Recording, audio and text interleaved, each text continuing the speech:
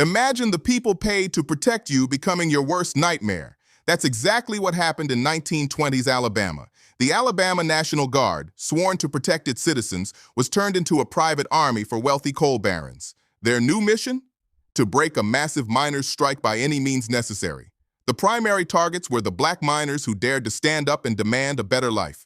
This is the story of how a state went to war with its own people, all to protect corporate profits. In September of 1920, something incredible happened.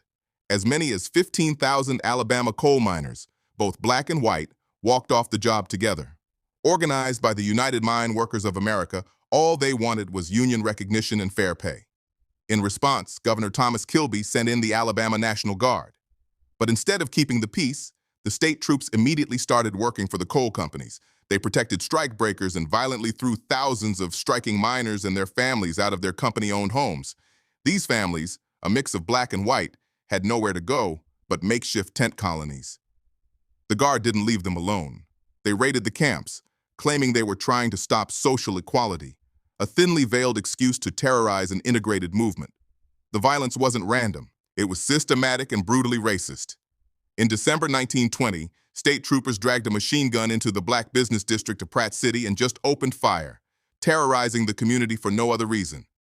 African Americans suffered the most in the conflict, which left at least 16 people dead, more than half of them black. The terror hit a shocking peak on January 5, 1921. A few days earlier, National Guard soldiers had killed a local union official named Adrian Northcutt. In self-defense, his son-in-law, a white miner named Willie Baird, shot and killed one of the soldiers involved. Baird was jailed, but that wasn't the end of it.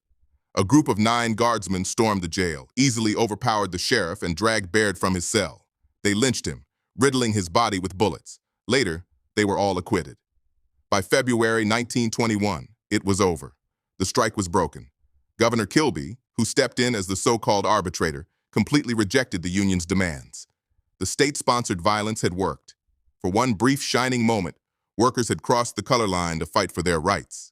But in the end, they were crushed by a system that cared more about profits than it did about people's lives.